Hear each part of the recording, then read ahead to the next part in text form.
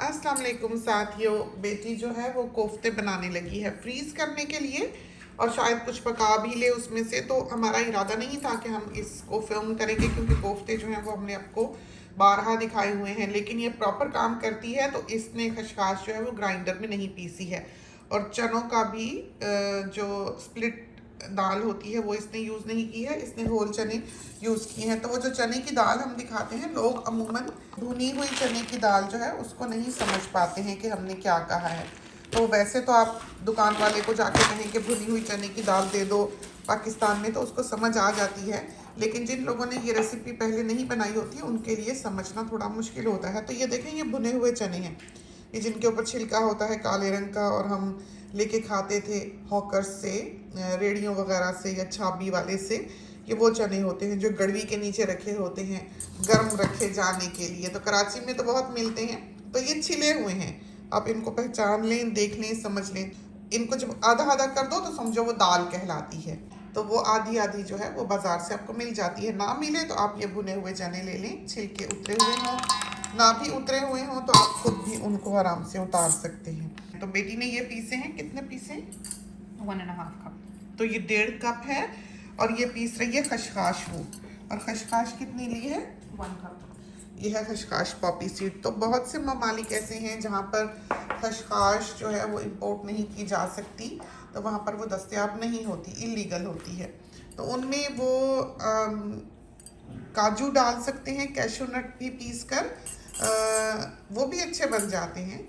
उसका भी टेस्ट कुछ ना कुछ मिलता जुलता ही होता है। लेकिन कोफ्तों की जो असल रेसिपी है उसमें खशखाश यूज़ होती है। और खशखाश एक ऐसी चीज़ है जो सिल के अलावा किसी चीज़ पर नहीं पीसती है, बिल्कुल भी नहीं। हमने तो सारी ज़िंदगी अम्मी के लिए कोफ्तों का मसाला पीसा है, तो हमें पता है कि सिल पर ही सिर्फ तो इसका दूध निकल आता है। जब आप सिल पर पीसते हैं तो ये मिल्की मिल्की सी होने लग जाती है। हमें याद है इसकी लुक जो है। ये अभी मिल्की इसलिए नहीं दिखाई दे रही कि इसमें से तेल निकला हुआ है और इसमें पानी शामिल नहीं है। उसके तो हम धोते थे पहले खशखाश, क्योंकि उसमें मिट्टी होती थी, रेत होती थी पहले पाकिस्तान में जब हम लेते थे।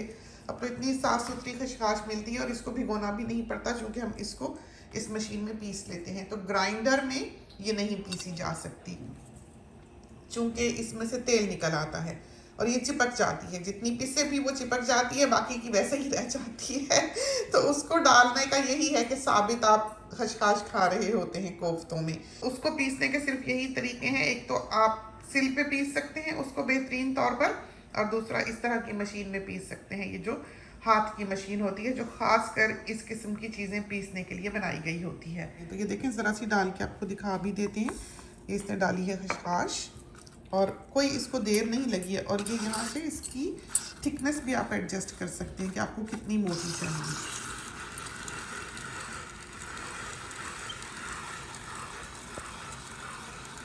देखो, और देर नहीं लगती, फौरन ये पीसता है कीमे वाली मशीन की तरह।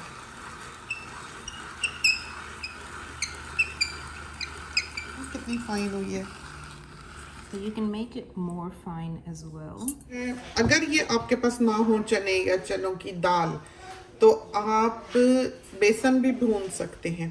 तो बेसन को तवे पे डाल के जब उसकी खुशबू आए तो उतार लें, लेकिन इस तरह के नहीं बनते, इसका जायका बिल्कुल डिफरेंट होता है। अगर ना हो तो हाँ कर सकते हैं, लेकिन अगर बिल्कुल 100% रिजल्ट चाहिए तो आपको चने की भुनी हुई दाल ही चाहिए या चने चाहिए। गरम मसाले की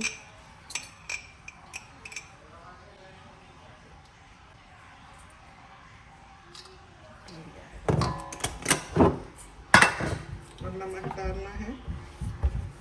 3 किलो है जी। 1 2 3 3.5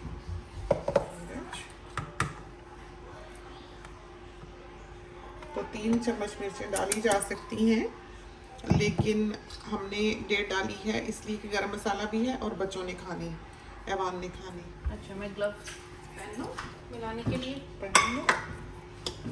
आप हाथ ना मारना, फिर मिर्चें लग जाएगी हाथों को।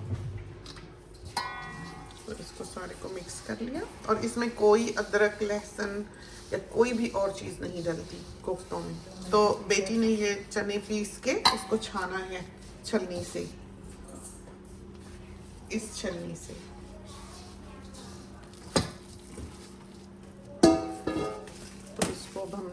तरह से मिक्स कर लेना है। आपने देखा कि ये ड्राई इंग्रेडिएंट्स जो हैं वो कितने सारे हैं, इसमें थोड़े नहीं हैं। तो हमारा आज इरादा नहीं है कि हम इसको पीसेंगे मशीन में। जिनके कोफ्ते टूट जाते हों वो आधा पीस लें और आधे को ऐसे ही रहने दें। फिर उन दोनों चीज़ों को, जो पिसा हुआ है और पिसा हुआ नहीं है, उस कीमे को मिक्स कर लें। अगर आप पीस ज़्यादा लेंगे या सारे को पीस लेंगे तो कोफ्ते जो हैं सख्त हो जाएंगे।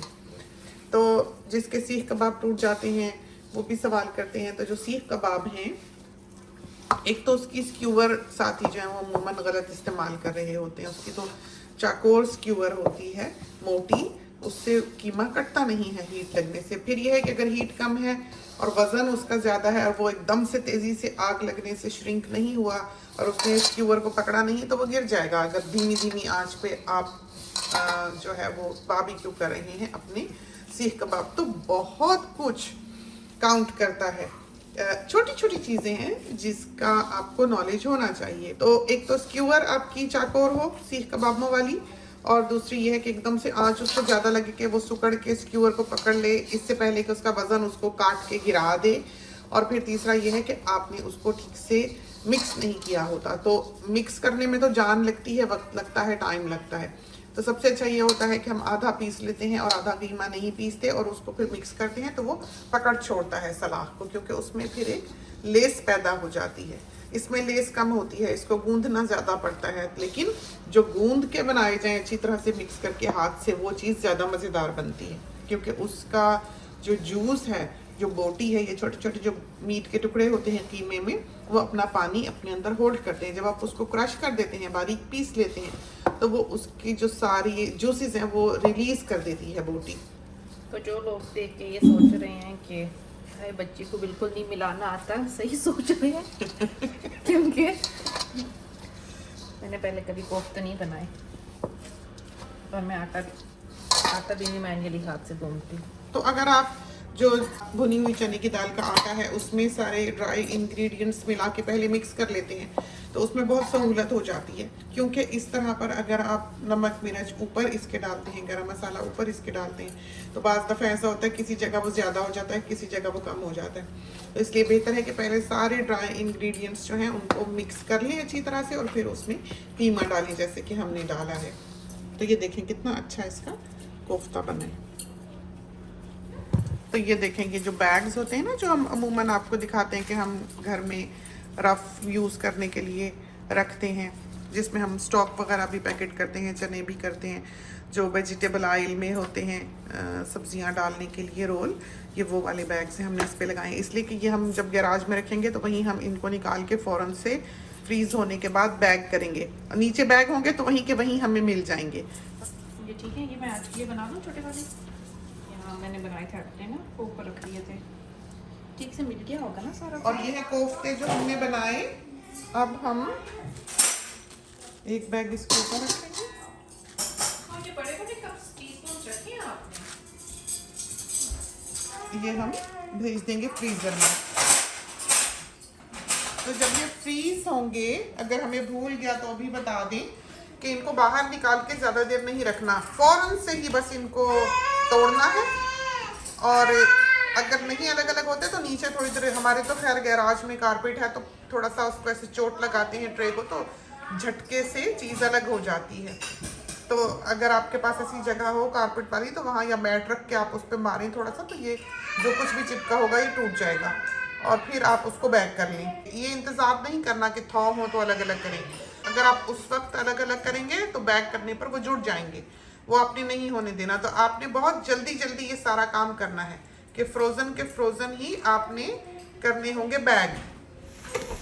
तो इसमें जाएगा, अब ये एक अनियन था और ऑयल लिया हाफ कप समझो, ले लें। गार्लिक डाला है हैंडफुल।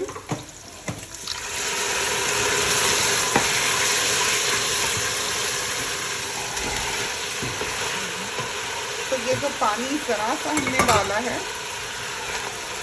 वो अगर हम ना डालते तो ये जैसे ही बॉटम को कोफ्ते टच करते गोश्त चिपक जाता, तो वो डालना बहुत ज़रूरी होता है। और ये रहे मसाला जार, तो ये आधा आधा चम्मच सब कुछ है। धनिया, ज़ीरा, मिर्चें और नमक आधा आधा टीस्पून है। हम डालते अगर अपने हाथ से तो ज़रा सा इससे ज़्यादा डालते, भर के ज़रा डालते। और ये 1/3 टीस्पून जो है टर्मरिक है। तो हम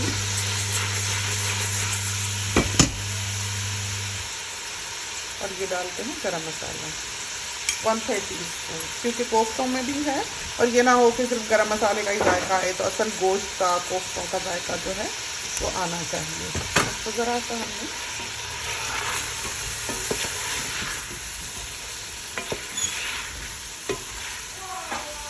भून लेना है। तो ये इतने नफीस गोल गोल तो नहीं रहेंगे जब पकेंगे, क्योंकि बिल्कुल ताज़ा कीमा है और बिना पीसे हमने बनाया है, तो थोड़े बहुत टेढ़े मेढ़े हो जाएंगे, लेकिन शक्ल पे ना जाएं उसका टेस्ट अच्छा होना चाहिए।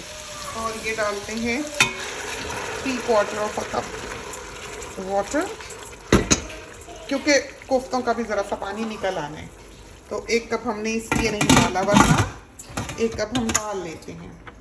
थोड़ी देर के लिए प्रेशर दे देना है और फिर खोल के भून लेना है और पानी डाल देना है। तो इसमें कोई दही और कोई टोमेटोज़ नहीं डलते। डालने को तो आप जो चाहें डाल सकते हैं, लेकिन असल रेसिपी जो कोफ्तों की है, क्योंकि उसमें खशाश और चने डलते हैं, उसमें और कोई चीज़ नहीं डलती, फिर उनका जायका जो है वो फिर मध्यम पड़ जाता है। तो ज़रा की ज़रा बस हमने इसको प्रेशर दिया है, अब इसको खोल के देखते हैं। ऑन करते हैं आँच। तो अब इनको हमने भून लेना है।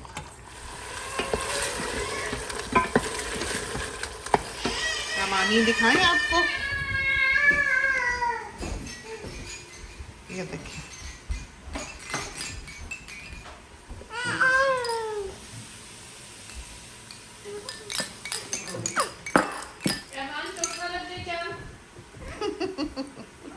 अस्सलाम वालेकुम, अस्सलाम वालेकुम सब साथियों को कहें जी। मैं आपको उठा नहीं रही अभी,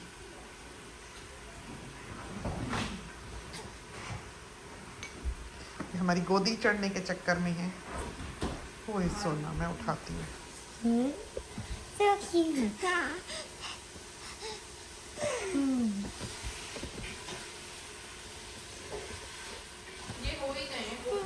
जी ये देखें, चलिए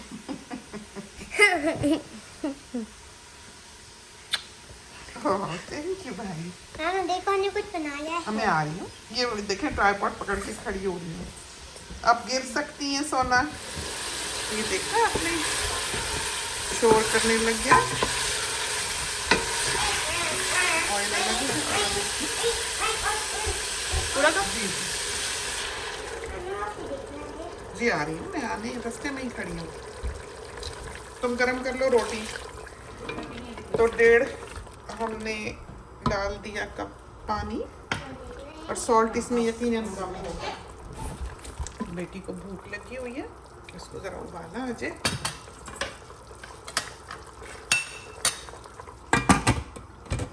तो बस अच्छी तरह से इसको देखें, 2 मिनट उबाला आ गया। आँच बंद करते हैं। तो कुछ देर बाद खोल के देखते हैं। ये देखिए, तो ये देखा कैसे हांडी स्टाइल पुराने वक्तों के जो कोफ्ते थे वो इस तरह के ही हुआ करते थे। उसका कलर भी यही होता था सालन का, और क्योंकि खशाश और चने हैं ना बीच में, तो इस तरह से मिल्की लुक उसमें आती थी। और बिल्कुल 100% पुरानी ऑथेंटिक ये रेसिपी है कोफ्तों की। ट्राई कीजिए, खुदा करे कि ये आपको पसंद आए और आपके बहुत अच्छे तैयार हों। तो जो हमने फ्रीज़ किए हैं, जब भी हमने पकाने होंगे हमको थॉ करने की ज़रूरत नहीं होगी। हमने प्याज लाल करने हैं, लहसुन का हैंडफुल डालना है, आधी आधी चमची नमक, मिर्च, हल्दी, धनिया वो डालना है, ज़रा सा गरम मसाला डालना है, और कोफ्ते डालकर प्रेशर दे देना है। 1 कप पानी डाल के खोलना है, भूनना है, पानी डालना है, शोरबा बना लेना है। तो इस तरह पर वो जो फ्रोज़न कोफ्ते हैं उनका सालन फ़ौरन से ही तैयार हो जाता है।